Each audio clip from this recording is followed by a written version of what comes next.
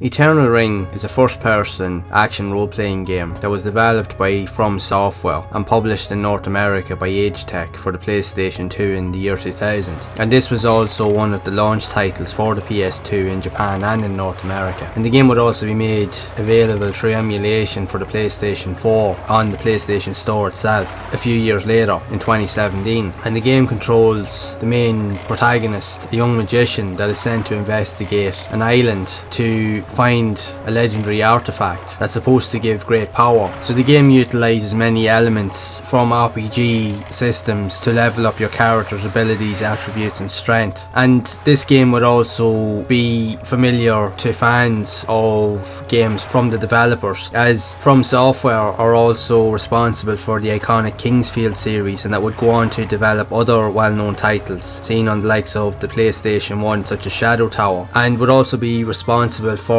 more modern games seen on the likes of modern consoles with the PS4, PS5, with games such as Elden Ring, which you could consider to be the spiritual successor to this game in many ways, as a lot of these games, especially back during the early periods, From Software were renowned for creating these type of games that would meet critical acclaim, because the Kingsfield series was considered to be among some of the best of these type of games on any format at that time, and it still holds well today, even when games being inspired with the likes of Demon's Souls, Bloodborne and again Elden Ring, as these games, even though they're being developed today, are still just as popular as ever for a variety of different players. Now the games themselves are quite difficult, that's the one thing to take note of. These games aren't for your typical average casual gamer. These games require a lot of time, effort and energy to put in to gain any sort of an advantage in the games at all. Now Eternal Ring itself did receive mixed reviews according to critics when it was first released, saying that the RPG systems were available weren't as fleshed out or as refined compared to games that had been seen previously, especially when you compare it to the likes of Kingsfield and other titles. But it still did well in terms of numbers and in sales, and still is quite popular, and is considered to be a very sought after title for gaming fans and collectors, as again this game in its own right would have to inspire later entries such as Elden Ring that would be seen in modern consoles. Even from my own perspective, now I struggle with these type of games. I was never really any good at them. Any games that literally where it takes you like 20 different hits to kill an enemy and they can literally hit you with 1 or 2 hits and you're dead, for me I always usually would just lose interest in them very quickly, because for me it just they were just too difficult for me, and I just didn't have the patience for them back then. But I will be honest, even by today's standards I still struggle with them, but I do understand them a lot better and I do have a newfound respect for them. But in saying that, having spent time playing Eternal Ring compared to playing other games, like I have covered videos even on my PS1 channel with the likes of the Kingsfield series and many other games, and the funny thing about it is that Eternal Ring for me was definitely one of the easiest to get into compared to a lot of other games. I found that I was able to get a lot further in the game without actually dying, which for me is definitely a first, if I will. I always found those games to be quite difficult. Yes, the controls can be quite tricky and cumbersome to get familiar with, especially at the start, but it's definitely easier to understand what to do compared to many other games. Although in terms of its story, you interact with different types of NPCs and character types, and they will give you information based off what to do next. They'll give you different objectives. You'll even meet people that can heal you as well, especially if you've taken a certain amount of damage. So it has a definite dynamic that you can interact with different characters that can help to progress the story even further. And for what it does offer, it does do it quite well, and it is a good game, and it's a good game for fans of these type of titles. And considering it's pretty much the earliest title to be seen on the PlayStation 2, it is very reflective of its time, mind you. But again, if you're fans of this type of genre, this is definitely one of those games that I recommend you do try out, even though it's not as well fleshed out or maybe as refined compared to many other titles out there. But it still is a very good experience and a worthwhile entry into your game's collection, and hence its popularity is with the game being re-released on the PlayStation Store. So it proves that the game is popular, that there is a high demand for the game and that people still want to play it. So that in itself is another excuse to want to go back to try it out.